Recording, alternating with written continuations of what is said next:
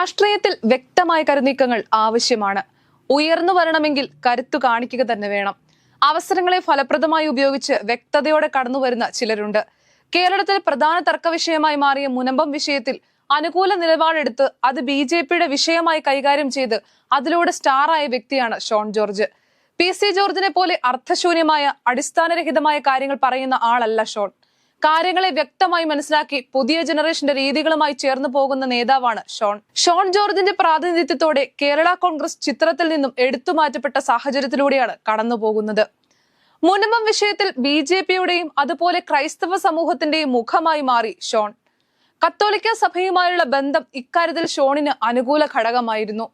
കത്തോലിക്ക സഭയ്ക്ക് BJPയുമായി ഒരു അടുപ്പം കൊണ്ടുവരാൻ ഷോണിന് കഴിഞ്ഞു എന്നത് ചെറിയൊരു കാര്യമല്ല. യുവ നേതാക്കന്മാരുടെ നിരയിൽ മറ്റൊരു പേര് ഉയർന്നു കേൾക്കാത്ത വിധം പ്രതിദാനം ചെയ്യാൻ ഷോണിന് കഴിഞ്ഞു. ഒരുപാട് കാലമായില്ല ജനപക്ഷം നേതാവ് PC ജോർജും മകനും BJPയിൽ എത്തിയിട്ട്. BJPയുടെ രാഷ്ട്രീയത്തിൽ ഒരു ക്രൈസ്തവ മുഖമായി ഷോൺ ജോർജ് മാറിയെന്നതിൽ തർക്കമില്ല. PC ജോർജിന്റെ വെറുപ്പീരിന്റെ സാഹചര്യങ്ങളെ മറികടക്കാൻ ഷോണിന് കഴിഞ്ഞു എന്നത് പ്രശംസനീയമാണ്. ഒരുപക്ഷെ വരാനിരിക്കുന്ന തെരഞ്ഞെടുപ്പിൽ ഷോണിന് സ്ഥാനാർത്ഥിത്വം ഉറപ്പിക്കുന്ന ഘടകവും ഇതുതന്നെയാണ്. റെക്കോർഡ് ഭൂരിപക്ഷത്തിൽ BJP സ്ഥാനാർത്ഥിയായി ഷോൺ വിജയിക്കുകയും ചെയ്യും. പൂഞ്ഞാർ മണ്ഡലത്തിലെ നിലവിലത്തെ MLA ആയ സെബാസ്റ്റ്യൻ കൊളുത്തുങ്കലിനോട് മണ്ഡലത്തിലെ ഹിന്ദു ക്രൈസ്തവ വിശ്വാസികൾക്ക് അത്ര കണ്ട് താല്പര്യമില്ല. കേരള കോൺഗ്രസിന്റെ സാന്നിധ്യം തന്നെ ഇവിടെ ഇല്ലാതായെന്ന് വേണം പറയാൻ. ഈ സാഹചര്യത്തിൽ മണ്ഡലത്തിലെ ക്രൈസ്തവരുടെ പ്രതിനിധിയായി ഷോൺ ജോർജ് കടന്നു വരുമ്പോൾ സ്വാഭാവികമായും ആളുകൾ അതിനെ ഉൾക്കൊള്ളും. പുതിയ തലമുറയിലെ മുഖമായി ജനങ്ങളോട് അടുത്തു നിൽക്കുന്ന നേതാവായി ഷോൺ നിറഞ്ഞു നിൽക്കും. ക്രൈസ്തവ വിശ്വാസികളുടെ വികാരങ്ങളെ മനസ്സിലാക്കി BJPയിൽ ഷോൺ തന്റേതായ ഇടം കണ്ടെത്തും. മുനമ്പത്തെ ജനങ്ങളുടെ വിഷയത്തിലേക്ക് വരികയാണെങ്കിൽ അവിടുത്തെ ജനങ്ങൾക്ക് സ്വീകാര്യനായ രാഷ്ട്രീയ നേതാവായി ഷോൺ മാറിയിട്ടുണ്ട്. ആദ്യം മുതൽ അവർക്ക് വേണ്ട എല്ലാ സഹായങ്ങളും പിന്തുണയും നൽകിയെന്ന് അവിടുത്തെ ഓരോരുത്തരും പറയുന്നുമുണ്ട്. ഷോണിന്റെ ഇടപെടൽ ഉണ്ടായിരുന്നില്ലെങ്കിൽ ഈ വിഷയം എങ്ങും എത്താതെ പോകുമായിരുന്നു. സമരം ഏറ്റെടുത്തതിന് പിന്നിലും അവർക്ക് വേണ്ടി സംസാരിച്ചതും എല്ലാം ഷോൺ തന്നെയാണ്. ഒരു വിഭാഗം ആളുകൾ ഒപ്പം നിൽക്കാൻ ഉണ്ടാവുകയും ചെയ്തു.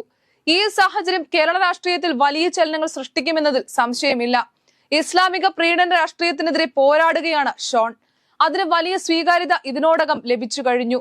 കേരള രാഷ്ട്രീയത്തിൽ തന്നെ വലിയ മാറ്റങ്ങൾ ഇതുമൂലം സംഭവിക്കും. നിയമസഭാ തെരഞ്ഞെടുപ്പിലേക്ക് കേവലം ഒരു വർഷം മാത്രമുള്ളപ്പോൾ ആളുകൾ ഏറെ ഉറ്റുനോക്കുന്ന മണ്ഡലമായി പൂഞ്ഞാർ മാറി. കോൺഗ്രസിന്റെ അടിയുറച്ച മണ്ഡലമാണ് പൂഞ്ഞാർ. എന്നാൽ PC ജോർജ് BJPയിൽ ചേർന്നതോടെ തോൽവി പൂർണ്ണമായി. BJPക്കും വലിയ ഗുണം ചെയ്യാൻ PC ജോർജിന് സാധിച്ചില്ല.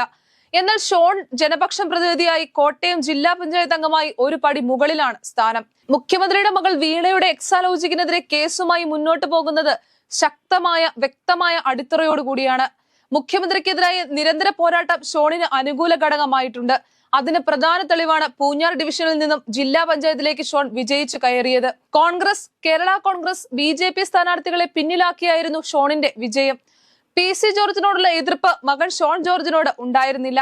മുൻപൊരിക്കൽ PC ജോർജ് വിദ്വേഷ പ്രസംഗം നടത്തിയപ്പോൾ തന്റെ കൈകൂപ്പിയ ചിത്രവുമായി ഷോൺ സാമൂഹ്യ മാധ്യമങ്ങളിൽ എത്തിയിരുന്നു. ഇത് പിതാവിന്റെ പ്രവൃത്തികളിൽ ഖേദം പ്രകടിപ്പിക്കുന്ന തരത്തിൽ ആളുകൾ എടുത്തത് സ്വീകാര്യത നൽകി. വ്യക്തമായ കൃത്യമായ രാഷ്ട്രീയം പറയുന്ന ഷോണിന്റെ ശൈലി എല്ലാവർക്കും സ്വീകാര്യമാണ്. അതുകൊണ്ട് തന്നെ വരുന്ന നിയമസഭാ തെരഞ്ഞെടുപ്പിൽ പൂഞ്ഞാറിലോ പാലായിലോ ഷോണിന് സ്ഥാനാർത്ഥിയാകാൻ അവസരം ലഭിക്കുമെന്നാണ് അറിയാൻ കഴിയുന്നത്. ഷോൺ സ്ഥാനാർത്ഥിയായാൽ മികച്ച വിജയം നേടാൻ കഴിയുമെന്ന് BJP കരുതുന്നു. ആ വിജയം നേടിയെടുക്കാനുള്ള കരുത്ത് ഇന്ന് ഷോൺ ജോർജിനുണ്ടെന്ന് അദ്ദേഹം തെളിയിച്ചു കഴിഞ്ഞു. അങ്ങനെ വന്നാൽ അത് മറ്റു രണ്ട് മുന്നണികൾക്കും ഗുണകരമാകില്ലെന്ന് മാത്രമല്ല BJPയുടെ രാഷ്ട്രീയ സാന്നിധ്യം കേരളത്തിൽ സജീവമാകുക കൂടി ചെയ്യും.